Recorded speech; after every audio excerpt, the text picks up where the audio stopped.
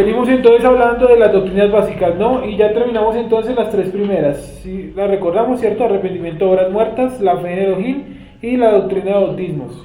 Ahí viene entonces ahora la número 4, que es una sencilla, que es la imposición de las manos. Prácticamente que en esta hoja está todo lo que vamos a ver, no nos vamos a tardar tanto en este tema. La idea obviamente es que, obviamente como en todos los temas, vemos el tema, evaluación, pero pues como se pueden dar cuenta el tema no es tan complejo. Entonces vamos a Hebreos capítulo número 6, versículo número 1, que es donde siempre iniciamos las doctrinas que vayamos a ver. Entonces Hebreos capítulo número 6, versículo número 1, 6:1. Dice, por tanto, dejando ya los rudimentos de la doctrina de Mashiach, vamos adelante a la perfección, no echando otra vez el fundamento del arrepentimiento de obras muertas, de la fe en Dios, de la doctrina de bautismos, de la imposición de las manos, de la resurrección de los muertos y del juicio eterno. Entonces la número 4, que es la que estamos viendo, es doctrina de bautismos. Doctrina de bautismos. Doctrina de bautismos. Doctrina de bautismos, la cuarta, pero imposición de las manos. Imposición de las manos. Bueno, entonces preguntemos así rápidamente qué sabemos o qué hemos escuchado de la imposición de las manos. Empecemos con Wendy. ¿Qué has escuchado tú de la imposición de las manos? Pues de la postura cristiana, que es como cuando pasan dones, cosas así, como muy de hacer, ¿no? O de mostrar. De mostrar, listo. ¿Qué opina Gonzalo? ¿Qué ha escuchado usted de la imposición de las manos? ¿Qué es como para sanar? Para sanar, también lo utilizan mucho. Sanar, liberar, ¿eso no? Sí, sanar. La señora Beatriz, ¿qué ha escuchado, qué ha visto de la imposición de las manos? Pues nosotros lo vemos allá que es para saneamiento, la veíamos que era para sanar, para transferir la sabiduría de él se la transfería al otro. Sí. Y también se la ponían a los carros, a las paredes, a los... Listo, entonces miren lo que dice acá. ¿Qué es imponer las manos? Imponer las manos es la acción de colocar las manos de manera ritual sobre una cosa o persona con el fin de consagrarla, apartarla o bendecirla. Dentro de la cultura hebrea, la imposición de las manos es una práctica antigua y se ha ido degenerando con el paso de los años por los cristianos y los católicos. ¿Cuál creen ustedes que es la primera imposición de las manos que aparece en la escritura? No antes. Sí. La de la bendición. Ah, no, entonces más atrás, porque entonces también puedo decir yo la de Abraham cuando manda a conseguirle cosa, que le dice pon tu mano aquí en el muslo. Exacto. Esa es la primera que encontramos ahí, que es Abraham colocándole las manos de manera simbólica a Eliezer, el siervo, ¿cierto? Para que fuera a conseguir. O sea, le coloca las manos para darle una misión, no para darle el superpoder para buscar mujeres, ¿sí? Entonces, ahí lo vamos a seguir viendo. Dice, ¿para qué no sirve? No sirve la imposición de las manos. La imposición de las manos ha sido utilizada para muchas prácticas rituales relacionadas a las unciones o poderes que según algunas religiones se transmitían mediante la imposición de las manos. Es decir, la idea que nos dio Wendy, que es una idea cristiana, ¿cierto? Realmente los cristianos la sacaron de otra religión, que es el hinduismo. En el hinduismo se suponía que las personas que tenían gran cargo, o sea, ¿cómo está ordenado el hinduismo? El hinduismo está ordenado en algo llamado las castas. ¿Has escuchado eso? Sí. ¿Y las castas de dónde viene? Viene de una cosa que se llamaba religiones hindúes. Entonces, hubo un rey, no me acuerdo en ese momento el nombre, sí, un rey hindú. Y ese rey hindú, él quería realmente detener el avance del budismo en la India. Entonces él se sentó con sus, no sé, sátrapas, no sé, con su gente importante y llegaron a la conclusión que la única manera de establecer el hindú, el culto a Brahma y no el culto a Buda, era permitiendo que todo el mundo tuviera la religión que se le diera la gana. Y a todo el mundo se le exigiera que le obedeciera a su Dios que quisiera y además de eso a Brahma. ¿Dónde pueden encontrar ustedes esa historia mucho más detallada y mucho más resumida? La pueden encontrar en unos videos de YouTube que se llaman Eso es otra historia. Si quieren lo anotan, no sé, se llaman así, Eso es otra historia.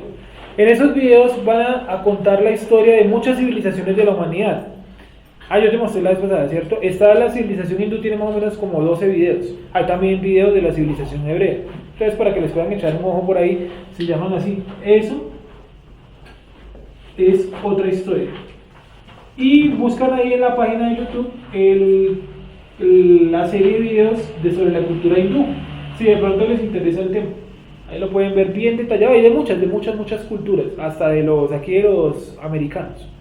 Como les digo, ahí hasta de los hebreos. Yo realmente vi un pedacito y no me gustó mucho el enfoque porque es como muy, ¿cómo les digo yo? Muy bíblico, pero mal leído. Entonces no me gustó. Entonces, este rey hindú entonces establece algo llamado las castas.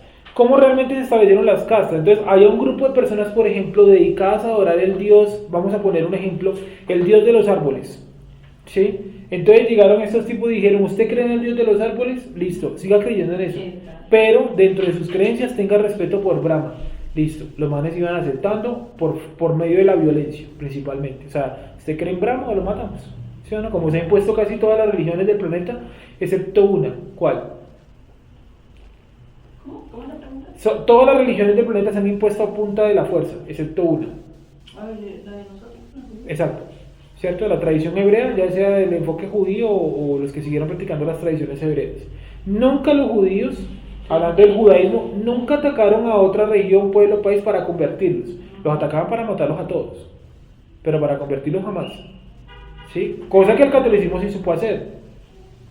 Y ni decir, por ejemplo, los musulmanes hasta el día de hoy no siguen matando gente para que se conviertan.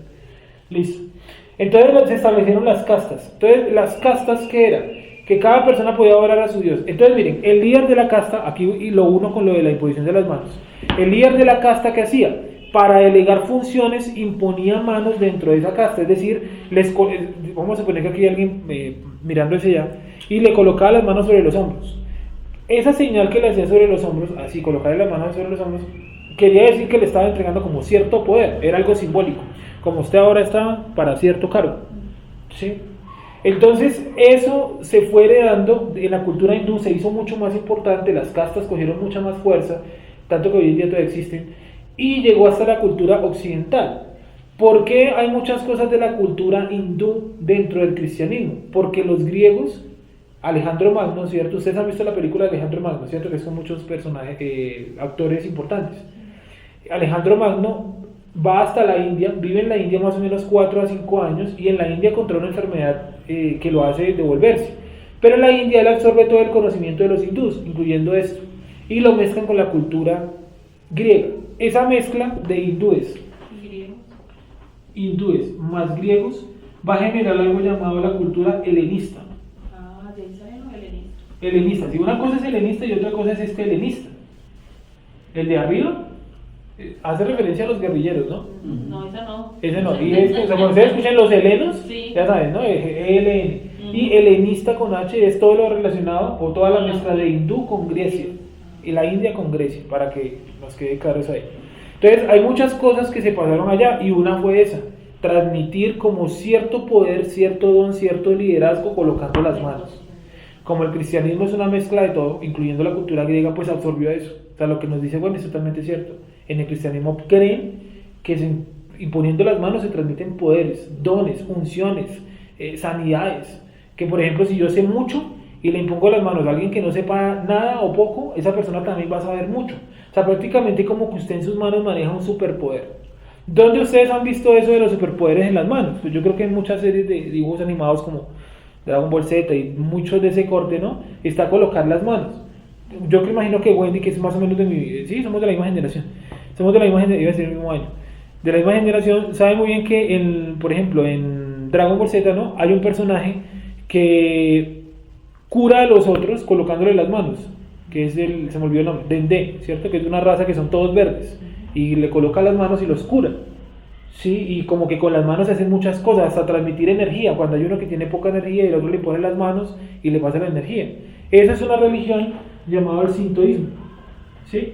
Sintoísmo. Y el sintoísmo, pues, digamos que está relacionado en cierta manera con el hinduismo, no tanto, pero en cierta forma podemos encontrar algunas similitudes. Hasta aquí entonces, ¿qué hemos dicho? Para retomar un poquito.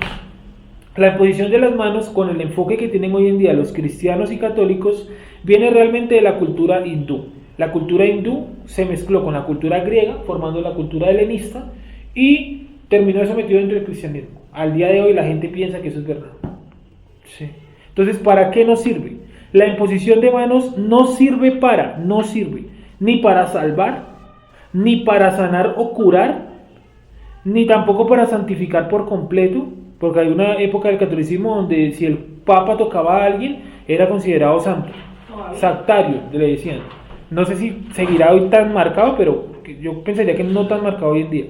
Ungir con el Espíritu Divino, o sea, no, en la iglesia cristiana hasta el día de hoy, usted quiere hablar en lenguas, usted quiere tener un don divino, venga y traigan a alguien que tenga el don divino. Entonces vamos a suponer trajeron a la señora Beatriz, ella tiene el don divino de lo que sea, y Wendy no lo tiene, entonces la tocó, inmediatamente Wendy recibió ese don. Ungir con el Espíritu Divino, obtener la bendición, coloqué la bendición y no bendiciones. Te dice, ¿usted quiere ser bendecido? Venga, yo lo toco, hermano, porque el hermano tiene la bendición. Coge esa palabra para ti. Entonces, obtener una bendición, ¿cierto? No sirve tampoco para transferir dones o poder. Para eso no sirve. Ahora sí vamos a ver para qué sirve la imposición de las manos. Delegar funciones. Números 27-18.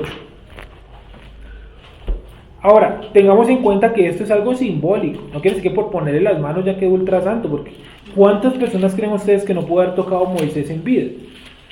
Sí, por ejemplo, al sacerdote lo tenía que tocar, lo tuvo que haber tocado cuando le hizo el baño ritual, ¿no? Al egipcio que mató. Al egipcio que mató. A las ovejas que administraba, ¿no? A Yetro yo imagino que también lo tuvo, a su esposa, porque pues, no creo que los hijos se hayan hecho sin toque, sin rozarse, ¿no? Con gafas esas tridimensionales. Sí, es posible. Dice, lee por favor Wendy desde el 12, vamos a leerlo hasta el 23, que es donde está la cuestión. Hashem dijo a Moshe, sube a este monte Abarim, y verás la tierra que he dado a los hijos de Israel. Y después que la hayas visto, tú también serás reunido a tu pueblo, como fue reunido tu hermano Aarón. Pues fuisteis rebeldes a mi mandato en el desierto de Sin, en la rencilla de la congregación, no santificándome en las aguas a ojos de ellos.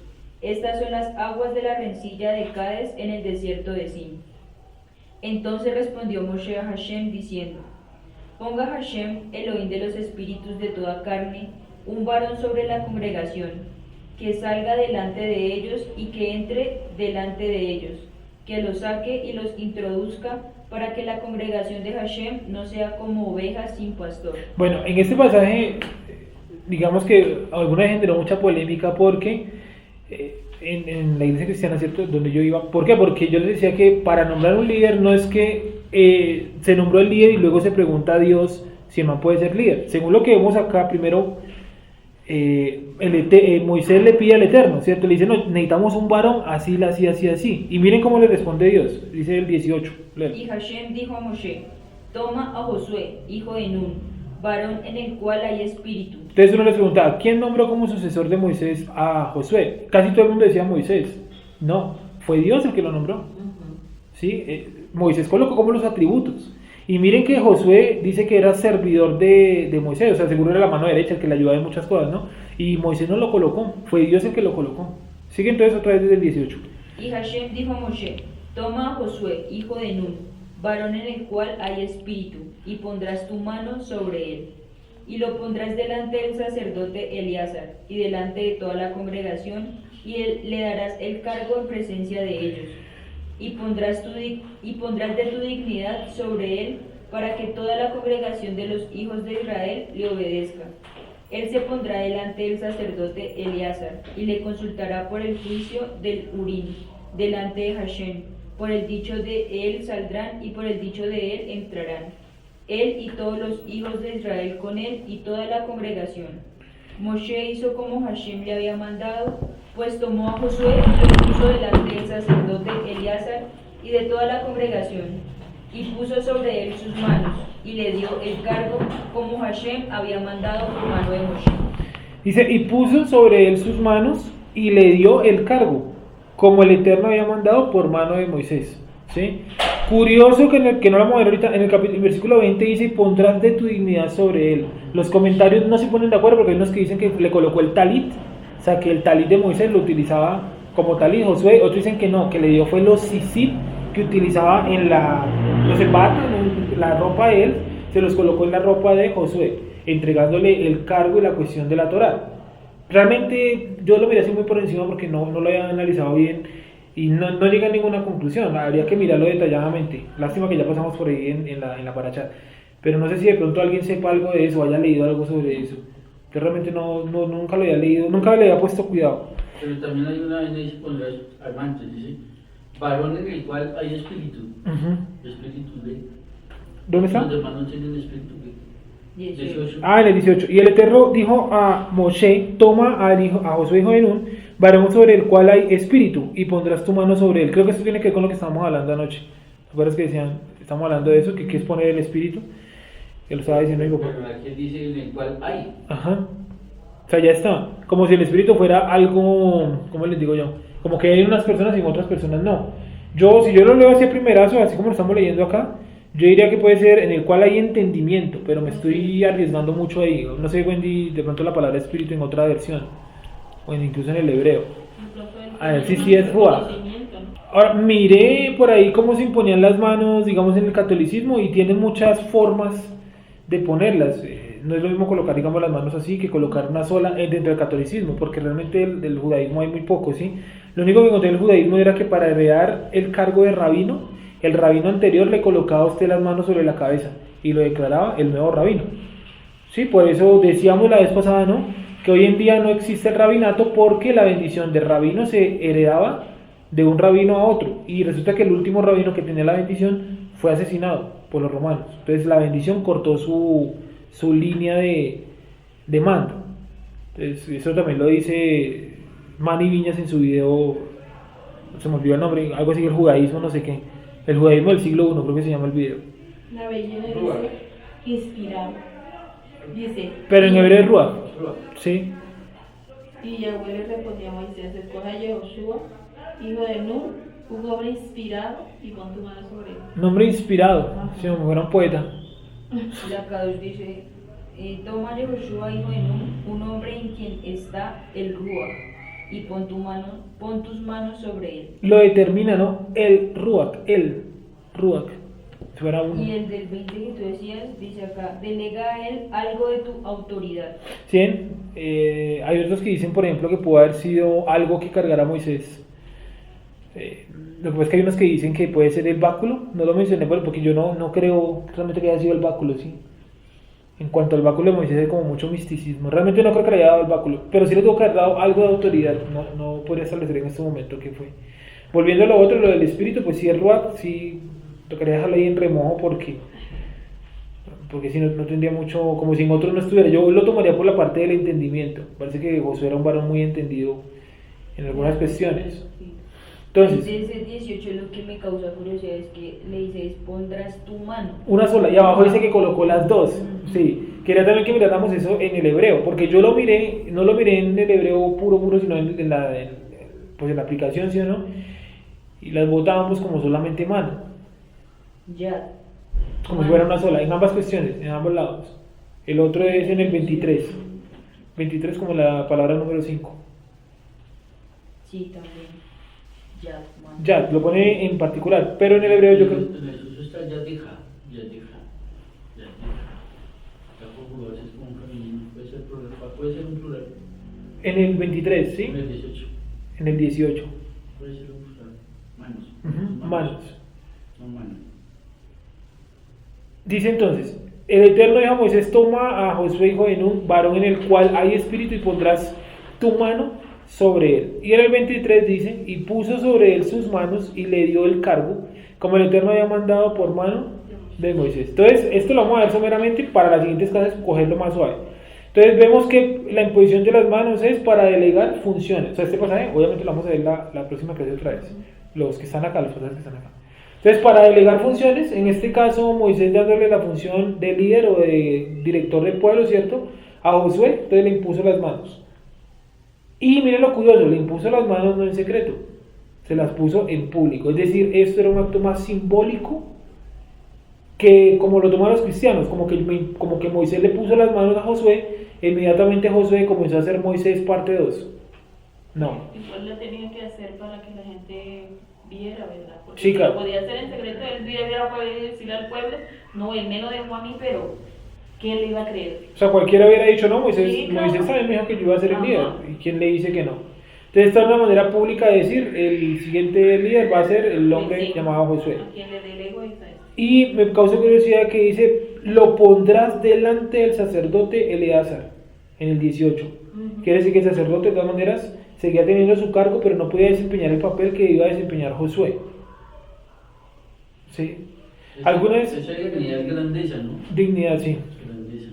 Alabanza, dignidad. No sabía, perdón. ¿En el 23? En el 20, ya. Grandeza, La palabra dignidad. alabanza, dignidad, gloria, glorioso, grandeza, honor, honra, magnificencia, majestad. O sea, como pon de tu gloria en él. Sí, hay que mirar este pasaje bien la próxima semana. Entonces, ¿dónde más vemos que sí? Lo que pasa es que miren, mucha gente piensa, como les decía al principio, que la imposición de las manos se la inventó Jesús, Pablo y Pedro. Y no, miren que aquí ya es antiguo. Sí, ya estaba. Y ahí mirando lo del Ruach, podríamos también decirle a alguien, miren que en la antigüedad la gente también tenía el Espíritu. Porque Josué dice que tenía el Espíritu. Sí. ¿Y quién dice que no? ¿Sí o no? Si la Escritura eso es lo que dice ahí la Biblia. Entonces, delegar funciones. Miremoslo también en Hechos 6:6. Vale, desde el 1 como para no leer tan mordido. En aquellos días, como crecía el número de los discípulos, hubo murmuración de los griegos contra los hebreos de que las viudas de aquellos eran desatendidas de la distribución diaria. Entonces los 12 convocaron a la multitud de los discípulos y dijeron: no es justo que nosotros dejemos la palabra de Dios para servir las mesas. Buscad pues, hermanos, de entre vosotros a 7 varones de buen testimonio, llenos de la presencia divina y de sabiduría, a quienes encarguemos de este trabajo. Y nosotros persistiremos en la oración y en el ministerio de la palabra. Y agradó la propuesta a toda la multitud, y eligieron a Esteban, varón lleno de fe y del Espíritu Santo, a Felipe, a Prócoro, a Nicanor, a Timón, a Pármenas y a Nicolás, prosélito de Antioquía, a los cuales presentaron ante los apóstoles, quienes orando les impusieron las manos. Y crecía la palabra del Señor, el número de los discípulos se multiplicaba grandemente en Jerusalén, también muchos de los sacerdotes obedecían a la emuná. ¿Qué hay de curioso en ese pasaje? Que los escogen primero basados en que ellos tienen la presencia divina y luego les imponen las manos. O sea, aquí vemos que el dogma cristiano de que yo impongo las manos para poner la presencia divina o para transferirla es falso. Porque Nicolás, todos los que están ahí, Pármenas, todos esos manes, Esteban, ya tenían la presencia divina y después fue que les colocaron las manos. Entonces uno diría, ¿para qué les colocaron las manos? ¿Para qué dice arriba? Para delegarles una función. ¿Cuál era la función que estos hombres iban a ejercer? Dice que iban a ser esos servidores de mesas. Me imagino que encargados de la parte logística. Entonces dice, a los cuales, el 6, presentaron ante los apóstoles, quienes orando les impusieron las manos. Sí, oraron, por ellos les impusieron las manos, y era la manera simbólica de decir que ahora ellos tenían un cargo en la congregación llamado, según la Reina Valera, diácono. Entonces vemos cómo la imposición de las manos sirve para delegar funciones. B, para bendiciones familiares o promesas dadas por el Eterno según una línea familiar. Promesas dadas por el Eterno según una línea familiar. Y aquí vamos a colocar ahí, obviamente, a la familia de Abraham. Y vamos a ver la que nos mencionó Wendy, que es la de Efraín y Manasés. 48, Génesis 48. Vamos a leer desde el 48:1. A leer, dice: sucedió después de estas cosas que dijeron a Joseph: he aquí tu padre está enfermo, y él tomó consigo a sus 2 hijos, Manasés y Efraín. Y se le hizo saber a Jacob diciendo: he aquí tu hijo José viene a ti. Entonces se esforzó Israel y se sentó sobre la cama. Y dijo a José: el Dios omnipotente me apareció en luz en la tierra de Canaán y me bendijo. Luz, un lugar físico, ¿no? Sí, porque la gente piensa que en luz es que se apareció como una especie de fuego. No, en este caso es un lugar físico. Y me dijo: he aquí yo te haré crecer y te multiplicaré y te pondré por estirpe de naciones, y daré esta tierra a tu descendencia después de ti por heredad perpetua. Me parece que ese luz es luz, entonces no es como tal oro. Lo podemos mirar un momentico ahí, en el versículo 3, 48:3. Bueno, voy a seguir, dice 5. Y ahora tus 2 hijos, Efraín y Manasés, que te nacieron en la tierra de Egipto, antes que viniese a ti a la tierra de Egipto, míos son, como Rubén y Simeón serán míos. Y los que después de ellos has engendrado serán tuyos, por el nombre de tus hermanos serán llamados en tus heredades. Porque cuando yo venía de Padán Aram, se me murió Raquel en la tierra de Canaán, en el camino, como media legua de tierra viniendo a Efrata, y la sepulté allí en el camino de Efrata, que es Belén. Y vio Israel los hijos de José, y dijo: ¿quiénes son estos? Y respondió José a su padre: son mis hijos. que Dios me ha dado aquí. Y él dijo: acércalos ahora a mí y los bendeciré.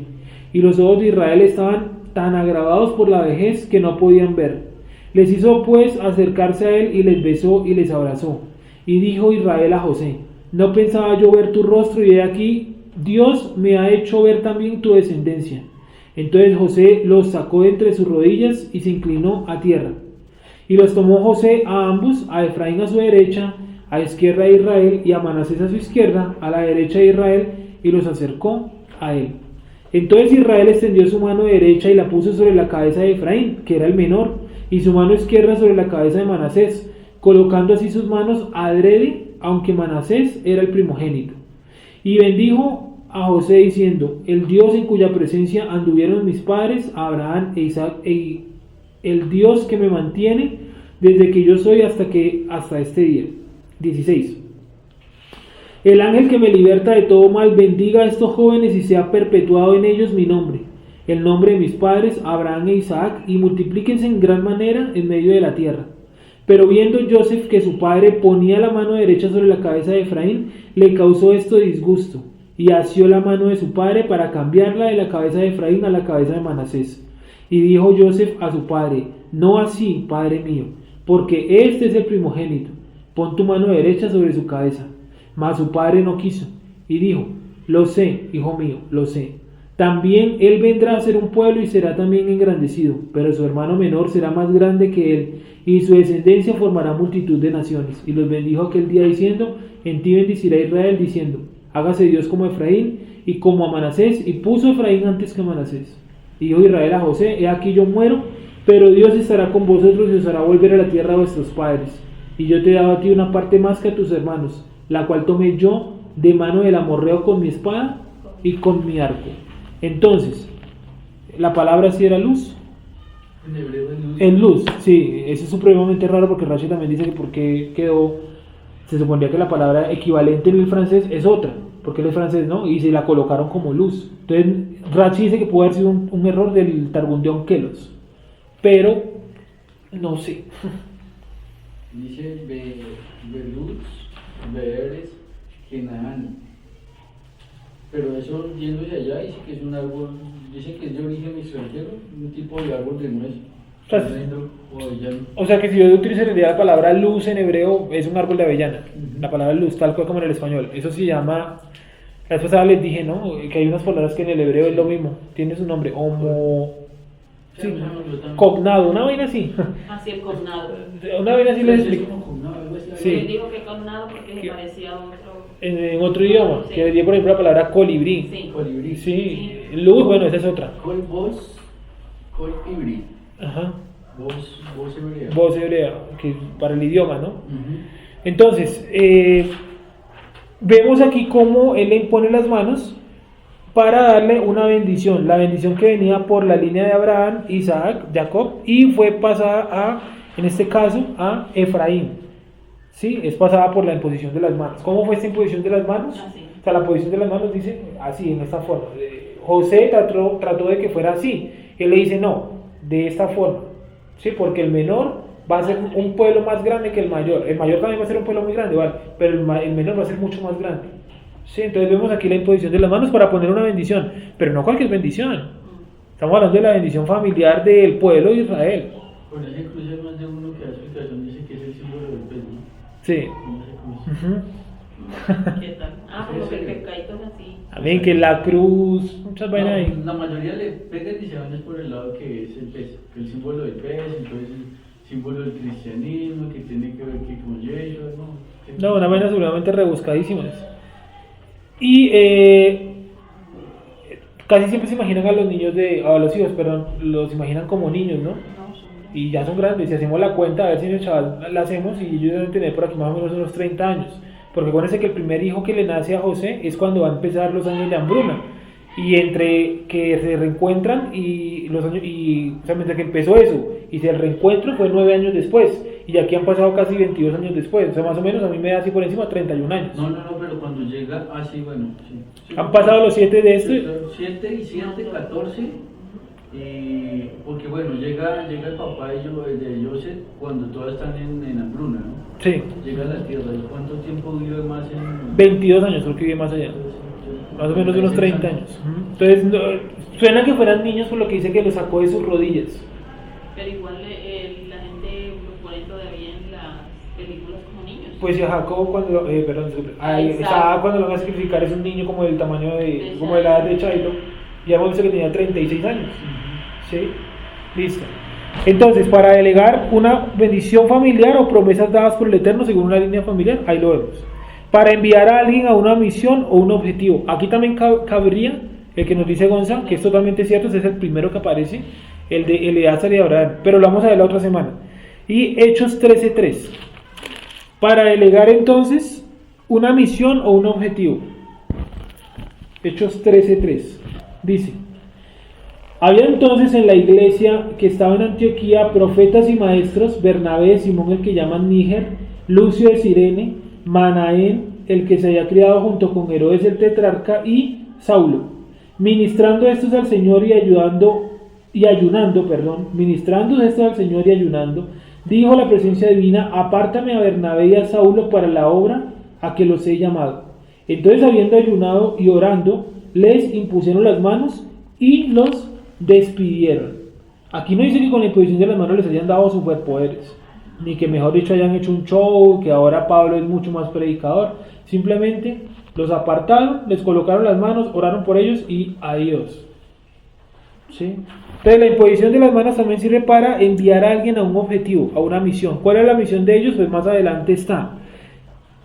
Sí, dice que fueron llamados, descendieron a Seleucia y allí navegaron a Chipre. O sea, Bernabé y Pablo, señora, ¿cierto? Los enviaron a predicar, a enseñar en otras partes del mundo, porque donde estaban, realmente estaban sobrando. Por eso coloca todos los nombres de los profetas. Imagínense, habían más o menos unos 1, 2, 3, 4, 5, 6 tipos de muy alto rango todos juntos. Entonces Dios dijo: no, hay que abrir o hay que llevar a algunos de estos a otros lados donde se necesita. Después ellos viajan juntos a Antioquía, como lo ven en el 13. Después viajan también a Ícono, a Listra, y finalmente terminan llegando nuevamente a Jerusalén en el capítulo número 15, por un problema que tienen Pablo y Pedro. ¿Se acuerdan de eso? Que está judaizando, pero Pedro, no Pablo. Pablo lo regaña y dice que esa pelea no fue pequeña y terminaron en Jerusalén todos discutiendo algunas cosas, como por ejemplo, ¿qué se le debe pedir a una persona cuando es nueva? ¿Se acuerdan que algunos decían que no, que se les pida la circuncisión cuando es nueva? Y otros decían no, que les pidan X cosa. ¿Y qué definieron pedirles? Que se alejaran de contaminación de los ídolos, ahogado, comer sangre, y se me olvidó el otro. Fornicación, adulterio y fornicación, algo así. Sí, son 4. Y ahí siguen la obra, ¿cierto? Pablo se separa de Bernabé en el capítulo 15:36, ese es lo que dice el título. O sea, hasta ahí llegó la misión de ellos dos. Pero los hombres que los enviaron a la misión, los que estaban allá, el man que le decían Níger, todos esos nombres que leímos atrás, ellos les impusieron las manos, pero no para darles superpoderes, para enviarlos a una misión. 3D. En algunas ocasiones ocurrieron sanidades luego de imponerse las manos. Porque la gente dice, en alguna línea cristiana donde asistíamos decían eso, es que la gente no queda sana si no se le imponen las manos. Pero resulta que eso es falso, porque acordémonos un momento de la mujer cananea y su hija. Yeshua en algún momento le impuso las manos a la hija, le dijo: por tu fe, tu hija es sana, ve a tu casa. ¿El manto? La del manto, Yeshua ni siquiera supo quién fue, en primera medida, quién fue el que la tocó. El que lo tocó, perdón. Los 10 leprosos. También, desde lejos, ¿no? Hay otros donde efectivamente Yeshua les impone las manos, ¿sí o no? Por ejemplo, también por ejemplo al niño que van sacando cargado, que dice que Yeshua extendió su mano y lo tocó y lo sacó, al niño que era hijo único, iba muerto. A la hija de Jairo también le impone las manos, ¿no? Que le dice, tocaba la mano, le dijo: Talita Kumi, niña, levántate. ¿Sí? ¿A quién más le impuso las manos? A la suegra de Pedro, ¿no? Que ardía en fiebre. Ardía en fiebre y la sanó. Si no recuerdo, sí, podemos decir que le pudo haber impuesto las manos ahí. Pero no siempre se imponían las manos. ¿Y dónde lo vemos? En Hechos 28:8. En aquellos lugares había propiedades de hombres principal de la isla llamado quien nos recibió y hospedó solícitamente 3 días. Y aconteció que el padre de Pluvio estaba en cama, enfermo de fiebre y de disentería. Y entró Pablo a verle y después de haber orado, le impuso las manos y le sanó. O sea, oró, lo tocó y el hombre se sanó. Pero como venimos diciendo, no siempre las sanidades dependen de imponer las manos. Porque vamos a suponer una persona que le faltan las extremidades, esos ejemplos extremos, faltan las manos, entonces diríamos, no, esa persona no puede orar por un enfermo, porque ¿para qué? Está perdiendo su tiempo porque no lo puede tocar, no tiene manos, ¿sí? Entonces lo que quiero dejar claro con esto, que como les digo, el punto 3 es el que vamos a mirar a profundidad la otra semana, todo el 3, lo que quiero dejar con esto claro es que las sanidades no siempre ocurren por la imposición de las manos, algunas veces sí, aquí vemos un caso, en otras veces, como los hemos mencionado, ni siquiera Yeshua miraba a la persona, a la niña ni siquiera la vio.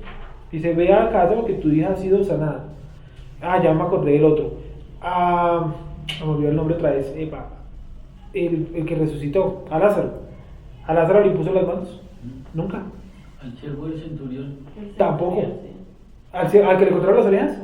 No, el del centurión que le dice yo soy también hombre de poder, te ruego que des la palabra. Ya, no sí. es necesario que vayas a mi casa. Sí. Le dijo a tu fe, grande es tu fe. Grande es tu fe, sí. Y dice que de inmediato el sirviente se sanó. ¿Sí? Hay uno que sí le impone las manos, ese se me estaba pasando, al de la oreja. Sí, ¿Cierto? Que dice que le colocó la mano y le volvió a colocar la oreja. Bueno, hay unos que sí, hay unos que no. O sea, no es una norma general que para las sanidades tienen que ponerse las manos. O sea, se puede orar por una persona y sin imponerle las manos se puede sanar o se puede morir. Y lo mismo al revés, se puede poner las manos y no es certificado tampoco que la persona se vaya a curar. Porque como dijo alguna vez mi papá, un chaval, entonces sería muy fácil entrar en una clínica y tocar a todo el mundo y todo el mundo se sanaría. Y listo, se acabó las enfermedades en el país. Y no funciona así. Entonces por eso dice en algunas ocasiones. Y en ocasiones para orar por los hermanos. Hechos 19:6. Cuando oyeron esto fueron bautizados en el nombre de Yeshua. Y habiéndoles impuesto Pablo las manos, vino sobre ellos la presencia divina y hablaban en lenguas y profetizaban. Otra vez. Y habiéndole impuesto a Pablo las manos, vino sobre ellos la presencia divina y hablaban en lenguas y profetizaban. Veamos los demás atrás, está como muy cortado. Aconteció que entre tanto que Apolos estaba en Corinto, Pablo, después de recorrer las regiones superiores, vino a Éfeso y hallando a ciertos discípulos les dijo: ¿recibisteis la presencia divina cuando creísteis? Y ellos le dijeron: ni siquiera hemos oído si hay presencia. Entonces dijo: ¿en qué pues fuiste bautizado? Ellos dijeron: en el bautismo de Juan. Dijo Pablo: Juan bautizó con bautismo de arrepentimiento, diciendo al pueblo que creyesen en aquel que vendría después de él, esto es, en Mashiach. Cuando oyeron esto, fueron bautizados en el nombre de Mashiach. Y habiéndoles impuesto Pablo las manos, vino sobre ellos la presencia divina y hablaban en lenguas y profetizaban. Entonces aquí vemos un caso contrario al de Esteban. Esteban ya tenía la presencia divina y se le impusieron las manos. En este caso es al revés. Apenas que Pablo ora, le impone las manos y viene la presencia divina. Como les digo, no son normas generales. O sea, se puede orar por una persona sin imponerle las manos. En el cristianismo, por ejemplo, tienen esa costumbre. Creen que cuando se imponen las manos la oración es mucho más efectiva. Y eso es falso. Lo mismo en las liberaciones. Creen que tocando a la gente van a quedar libres de demonios. No, pues si fuera por el toque sería muy fácil. ¿Sí? Tampoco es una norma general que usted imponga las manos y la persona quede libre o sana, o que reciba la presencia divina. Y tampoco es una norma general que usted no las imponga y que eso no pueda pasar. Entonces, como usted lo quiera ver, dependiendo del punto de vista como usted lo vea, ninguna de las dos es una norma general, ni imponer las manos, ni tampoco no imponerlas, porque la imposición de las manos, igual que la doctrina de bautismos, no es un mandamiento. O sea, no hay ningún mandamiento que diga impondrás manos. Solamente había algo que se le debían imponer las manos, y no era una persona. Acuérdense que era. ¿Se acuerdan que insiste mucho en los sacrificios? Y se deben pondrán las manos, pero a los animales, no a las personas. ¿Se acuerdan que por ejemplo en el de Yom Kippur dice que le impondrá las manos y declarará sobre él toda la maldad del pueblo? ¿Cierto? El azazel. Entonces, no es un mandamiento que usted le imponga las manos a las personas. Si usted lo quiere hacer, hágalo. Si usted no lo quiere hacer, no lo haga. Pero si lo va a hacer, hágalo con orden. Porque miren lo que dice Primera de Timoteo 5:22. Primera de Timoteo 5:22. No impongas con ligereza las manos a ninguno, ni participes en pecados ajenos. Consérvate puro. Entonces miren lo que decían, la abogada que decían, que si usted le imponía las manos a alguien, usted se contaminaba con los pecados de esa persona. Es decir, si yo soy mentiroso y la señora Beatriz ora por mí, me toca, pero me impone las manos sobre mí, quiere decir que ella quedó contaminada con las mentiras. Imagínense las bobadas a las que llegaron a creer, porque ahí dice no participes en pecados ajenos. Y como está relacionado por el mismo versículo más o menos, dice impone las manos, ellos hacen siempre eso, una mezcolanza de todo. ¿Sí?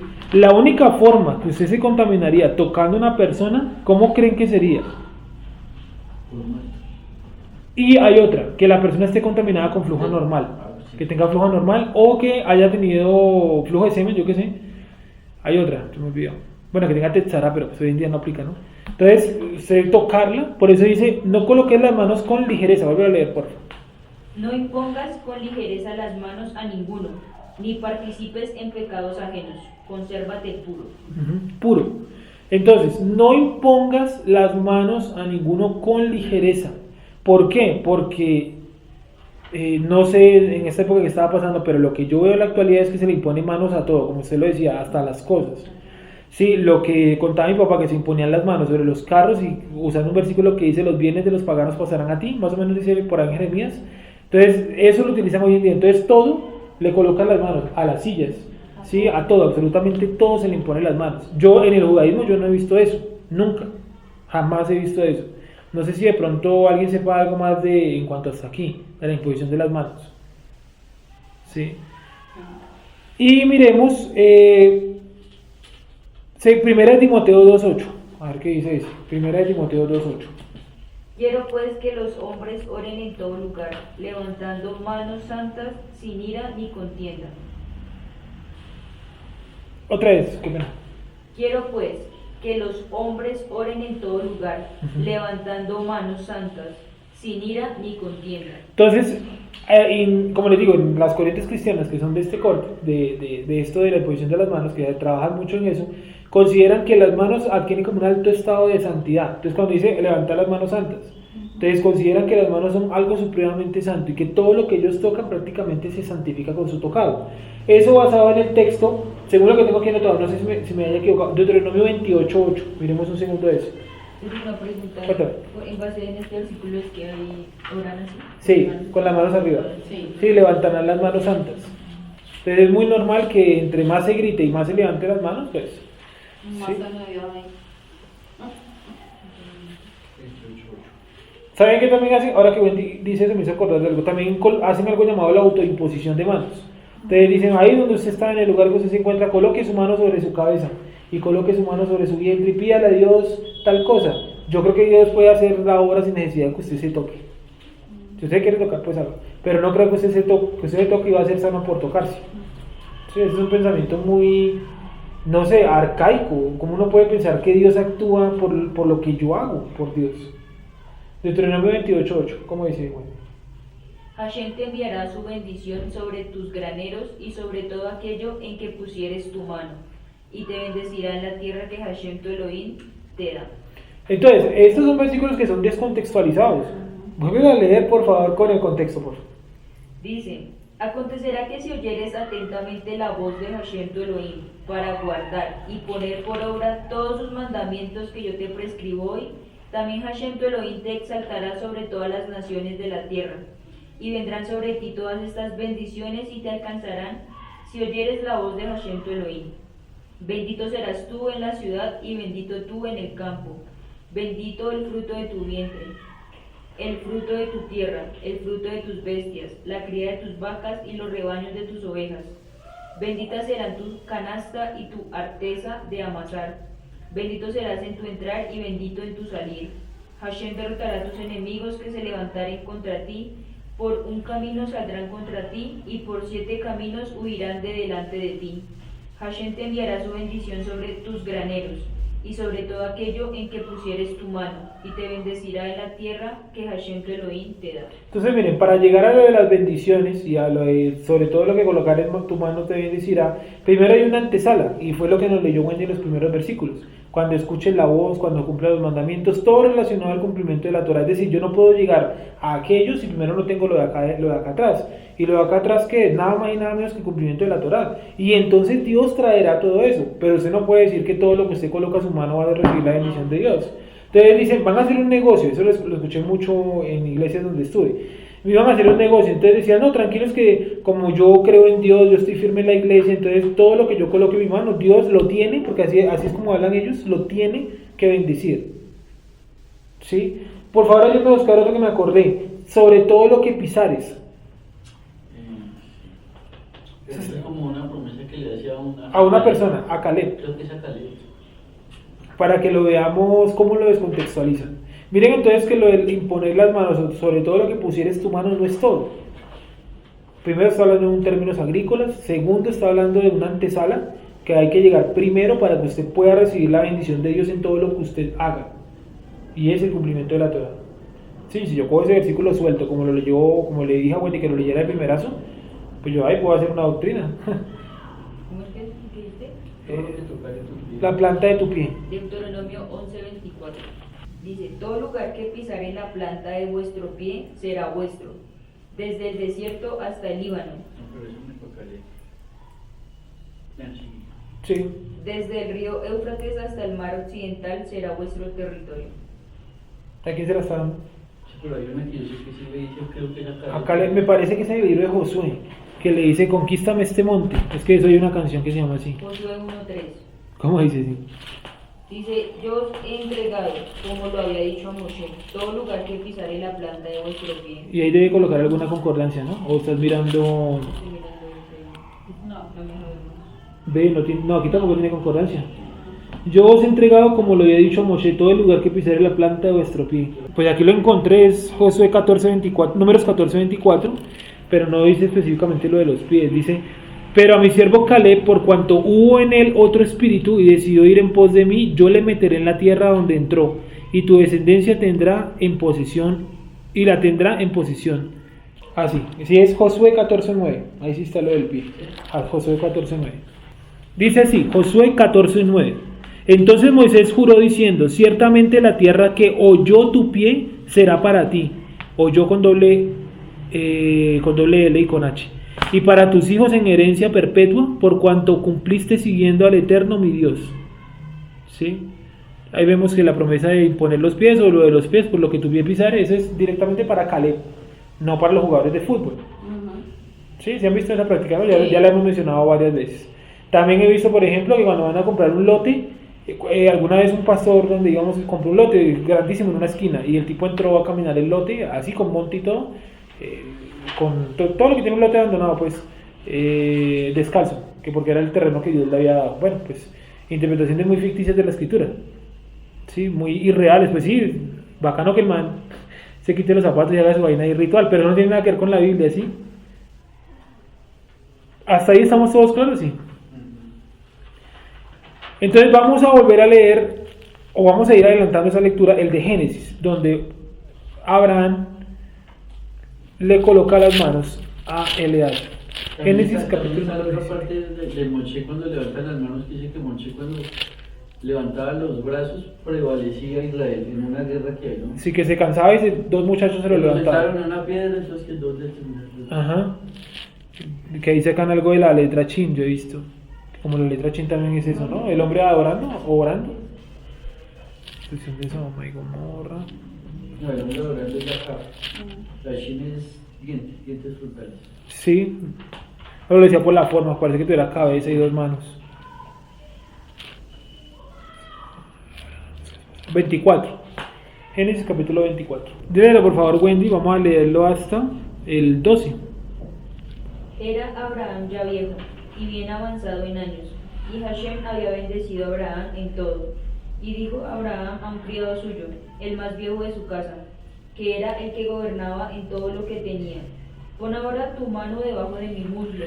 Un segundito, primero que todo, vale aclarar hay un dato, ¿no? Y un dato interesante, que Abraham de los tres patriarcas es el único que no pierde la vista, porque Jacob la pierde, y como lo leímos ahorita, Jacob la pierde, Isaac también la pierde, pero Abraham es el único de los tres que no pierde la vista. Sí, bueno. Y te juramentaré por Hashem, Elohim de los cielos y Elohim de la tierra, que no tomarás para mí y para mi hijo mujer de las hijas de los cananeos, entre los cuales yo habito, sino que irás a mi tierra y a mi parentela, y tomarás mujer para mi hijo Isaac. El criado le respondió: quizá la mujer no querrá venir en pos de mí a esta tierra. ¿Volveré pues tu hijo a la tierra de donde saliste?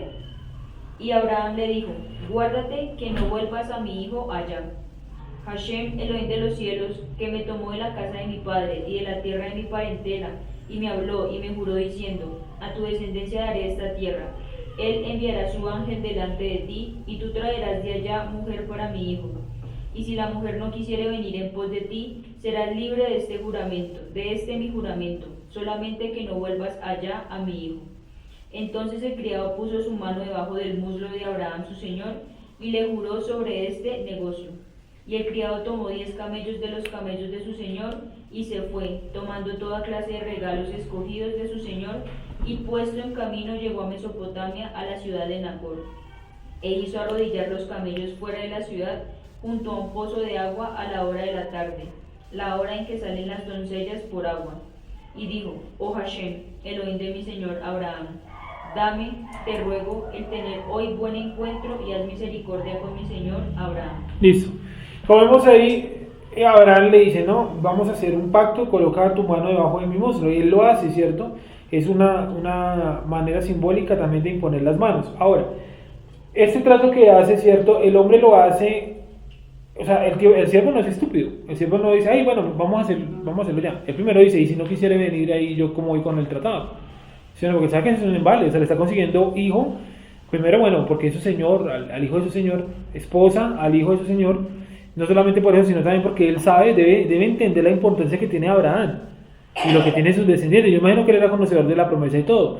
Por eso vemos que cuando el tipo llega es muy prevenido, porque miren lo que dice en el 12, y dijo, por eso le hice leer hasta el 12, y dijo: oh Jehová, Dios de mi señor Abraham, dame, te ruego, el tener hoy buen encuentro y haz misericordia con mi señor Abraham. He aquí yo estoy junto a la fuente de agua, y las hijas de los varones de esta ciudad salen por agua. Es decir, él entró prevenido a la situación. Él no dijo: llevémosle cualquiera. Él también oró, y ora de una manera rarísima. Dice: Dios de mi padre, bueno, de mi señor Abraham, ¿cierto? Haz misericordia, no a mí, a Abraham. Rarísimo, ¿no? Hay un comentario que dice que el hombre probablemente era pagano, y lo relacionan con el texto de Jonás, donde dice que los marineros oraba cada uno a su Dios, pero cuando Jonás dijo: yo soy, mi Dios es Jehová, dice que todos se asustaron. Y dijeron: pero usted cómo va a hacer eso con Jehová, ¿sí? Entonces lo relacionan mucho a eso. Realmente no le he echado cabeza, pero me parece muy raro como él ora, ¿sí? Aunque la otra contraparte es que uno también ora así, ¿no? Dios de Abraham, de Isaac y de Jacob, como si no fuera el Dios de uno, ¿sí o no? Listo. Entonces, esta imposición de manos, pues el tipo acepta, ¿cierto? Y la impone. Es algo simbólico. ¿Qué estaban simbolizando cuando le colocaba la mano en el muslo? ¿Y qué es colocar la mano en el muslo? Porque algunas dicen que le cogió el pene, por ejemplo. ¿Se han visto eso? La otra vez hablamos de eso, ¿no? ¿Qué es el muslo como tal? ¿Dónde es el muslo? Eso ahora miramos. ¿Dónde se acuerdan dónde es el muslo? Por acá. ¿Sí? Él colocó la mano debajo. Debajo de mi muslo. Sí. Ahí ni le cogió el pene, ni lo morboció, ni la cola, no. Sí, porque no, hay unos comentaristas que dicen eso. Sí, incluso hay una página por ahí que dice que el libro que más enseña de homosexualismo es la Biblia. Por ejemplo, lo de Pablo. Sí, lo de David y Jonatán. Y dice también eso, que el gran patriarca, todo se hacía tocar las partes nobles. Con la palabra muslo, por favor. Sí. Lo que hay que ver es que no se enfoquen es qué significado tenía hacer eso. Eso, qué simbolismo tenía. Eso tenía algo muy, muy grande, porque antes de poner la mano, sí, saca sus excusitas antes de... O sea, como les decía, él no va y mete la mano porque sí. Él dice: no, esto es serio, lo que vamos a hacer es una vaina seria y delicada. Sí. Y es algo simbólico, ¿sí o no? Es decir, podemos concluir en primera medida, en esta primera clase sobre esto, que va a ser muy corto realmente, y es que la imposición de las manos es algo simbólico, que como lo veníamos marcando en el bautismo o en la tevila, no es un mandamiento. No es que diga impondrás manos. Antes dice en Tesalonicenses, lo que leímos en Timoteo, perdón, Timoteo 5:22. No impongas manos con ligereza. Entonces, ¿qué concluiría Wendy hasta ahí? ¿Tú colocarías manos? ¿Impondrías manos? O dependiendo de la situación, no sé. Es que igual, que si las impondría, pero ¿para qué? O sea, como si alguien me dijera como, póngame las manos, no. De pronto uno lo hace, o sea, pues no sé, lo que no ve como alguna bendición que igual eso es que es lo que te contaba, que si levantan las manos y eso, pero en el judaísmo aún así también cuando se va a bendecir también tiene como importancia lo de las manos. Pero de lo que puedo concluir, digamos, es como los pasos que hemos leído, como lo que mencionas, ¿no? Que primero es como el orar y no como se tiene que, entonces se pone las manos y se ora, o sea, como al mismo tiempo, sino que primero va el orar y la acción de las manos queda como en un segundo plano. Sí. Y por ejemplo, en la de Jacob con Efraín y Manasés, él viene orando y en medio de la oración es que va a colocar las manos, en medio. O sea, no es que terminó a orar o que impuso las manos y oró. No, viene orando y impone las manos. Ahora, la imposición de manos, pues, no es que duren ahí 3 horas con las manos impuestas, porque es ¿para qué? ¿Sí o no? No menciona que haya sido tampoco un determinado tiempo, sino le impuso las manos, se acabó y retiró sus manos. ¿Sí? ¿Qué concluiría la señora Beatriz hasta ahí? Porque así como dice Wendy, como dice primero orar, porque no necesariamente tiene que ser las manos, porque si yo no estoy donde estás tú, yo puedo orar en mi casa sin necesidad de imponer las manos. Claro, hemos visto que Yeshua hizo sanidades así, sin necesidad ni siquiera de verla a la persona. Sí, usted lo llama, no necesito una oración, no puedo orar porque no le puedo imponer las manos. Y como hay gente que, pues, para mí, esa es mi manera de pensar. A mí me molestaría. O sea, a mí me molestaba en la iglesia que cuando oraban por uno me pusieran las manos. No sé por qué, pero no me gustaba. Sí, hay gente que no le gusta. No me gustaba. En fin. ¿Qué opina Gonzalo ahí?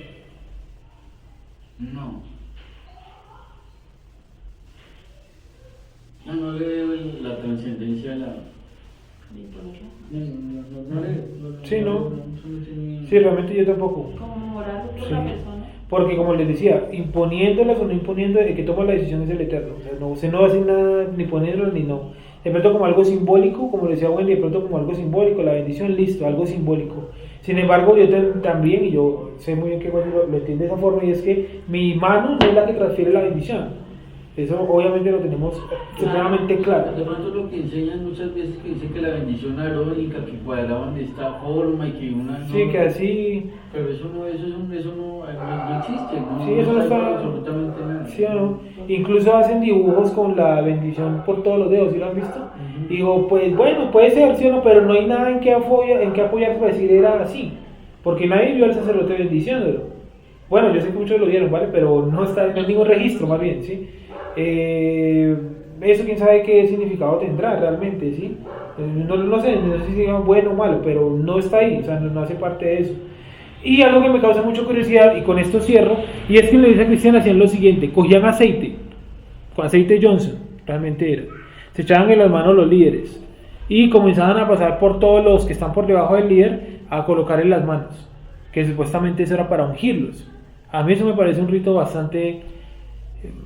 tras de que no es escritura, me parece algo relacionado mucho a la santería. Hay un documental que yo les recomendé hace mucho tiempo sobre la santería, vean y verán que ellos hacen eso. El gran maestro, no sé cómo se llamará, ¿cierto? Él se unge las manos, pero no con aceite, con ron. ¿Sí? Se echa ron y se lava las manos con ron y empieza a imponerle las manos a los males, que supuestamente para que así las entidades o deidades, como le dicen, empiecen como a trabajar en esas personas. ¿Sí?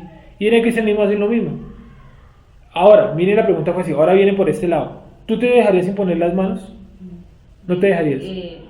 Digamos, no sé si por tiempo me quiero alguna decisión, digamos, pues sí, obviamente lo que tú decías, rezando que no ve la mano ni... Pero de resto no. Vale. Nunca decir, ay, venga, es que yo quiero que usted tenga este don. Y hay gente que llega con esas ideas, ¿sí? ¿Usted qué opina, señora? ¿Se dejaría imponer las manos? No, es que de hecho no me gusta, entonces no me las dejaría poner. Si no me las dejaban poner en la iglesia, no me gustaba. Yo decía que no, yo solamente decía, oren por mí, que yo también estoy llorando aquí, pero no me pongan la mano porque no me gusta. No me gusta. ¿Gonzalo qué opinas? ¿Se dejarían poner las manos? No. Para mí ese es ridículo. ¿Sí o no? No le veo el trasfondo, como decía Gonzalo, no le veo ni la importancia, no es tampoco mandamiento. ¿Sabes cómo veía yo? ¿Cómo sé yo que ella no es más pecadora? ¿Cómo me va a imponer las manos a mí? Si ella tiene que tener, ¿cómo sabe ella que ella es más, o sea, tiene más pureza que yo? Sí. Si es que yo no estoy viendo su corazón. Entonces, no. Y ahora tratemos de sentarlo un poquito en cuanto a términos hebreos, ¿sí? Me puse a pensar y decía yo en mis pensamientos, decía, pero ¿cómo? O sea, bueno, la imposición de las manos es una opción, no es una obligación para nadie, ¿cierto? Yo personalmente no me las dejaría imponer, a mí no me gusta imponer manos, absolutamente nada de eso.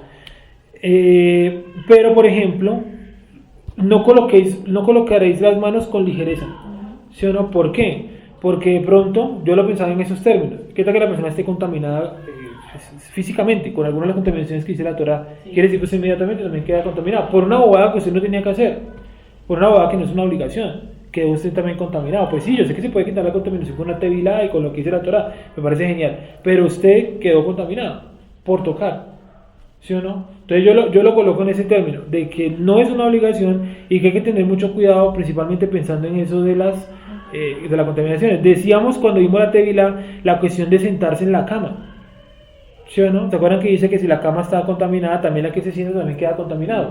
¿Usted cómo sabe que su mejor amigo, su vecino, su amigo, su hermano está contaminado de pronto con semen, con alguna vaina, ¿sí o no? Y usted fue y se sentó en la cama. ¿Sí? ¿Usted queda contaminado? Pues claro, no es que yo no sabía, pero ahí la escritura no dice si usted sepa o no, dice queda contaminado. ¿Sí? Hasta ahí me dice entender, sí. Creo que el tema es fácil, sencillo, ¿cierto? Entonces la siguiente clase yo creo que ya incluso lo podríamos cerrar. Vemos el 3 bien detallado, los versículos, ordenamos más los versículos y terminamos ahí. Entonces, como conclusión, imposición de las manos es algo simbólico. Pero ahí sí me queda una pregunta, Sergio, y es, digamos, el por qué llegaron los patriarcas como a hacer Ese acto, ¿de dónde lo sacarían? Sí, porque igual, pues si ellos lo hacían, obviamente teniendo que no era que mediante ahí las manos trascendiera la oración. A ver, nada. Pero, pues a ver, que ellos no eran simples, ya lo teníamos claro, con algún fin, propósito, no sé. Importancia para ellos. Yo pienso que está muy relacionado, por ejemplo, cuando hacían un pacto que se cambiaban un zapato. O sea, yo pienso que era como una manera de mostrar un contrato, como de firmar o ¿cómo les digo yo? Como afianzar su palabra en algo, en una acción física. Lo veo así, porque en la escritura pues realmente no hay ninguna que se vea que se establezca. Es más, lo busqué mucho, leí mucho el pasaje de Abraham cuando se encuentra con Melquisedec, si de pronto cruzaban algo, la palabra mano por ahí, y no hay nada de eso. Sí, porque de pronto si uno lo ve por ahí uno diría, bueno, de pronto Melquisedec fue el que colocó esa vaina, pero no hay, hasta donde lo he mirado no hay nada así. Habrá que mirarlo esta semana nuevamente, voy a colocarlo por acá, de dónde los patriarcas, origen. Creo que leí algo como que hacían unas letras, es que no me acuerdo ya bien. Sí, por ejemplo que esta era la letra Tap, Eso. que que en el hebreo, palo hebreo es como una cruz. Exacto. Genial. Señal, sí, origen de la imposición de las manos. A ver si lo buscamos. En el judaísmo busqué y no, lo que les digo, lo único que encontré fue lo de los rabinos y de resto no, muy poco. Había una, ya me acordé de la otra cuando se imponían manos, pero ellos dicen que ese caso nunca sucedió en Israel, que era cuando había un hijo comelón y bebelón, y dicen que el papá lo sacaba, ¿no? Para que lo apedrearan. Lo presentaba primero a los ancianos. Ajá. Y ahí él tenía que sacarlo y apedrearlo. Entonces dicen que el papá le colocaba las manos encima para decir este sujeto es bebelón y comelón, pero que se supone, como ustedes lo han leído de pronto en otras fuentes, que ese acto nunca se hizo en Israel, porque dice que primero tenía que advertirlo, ¿no? Y si tu hijo continuara igual, entonces ahí sí lo sacarás. Este hijo rebelde Contumaz, esa es la palabra, contumaz. ¿Ha quedado claro hasta ahí? Sí. Vamos a orar entonces.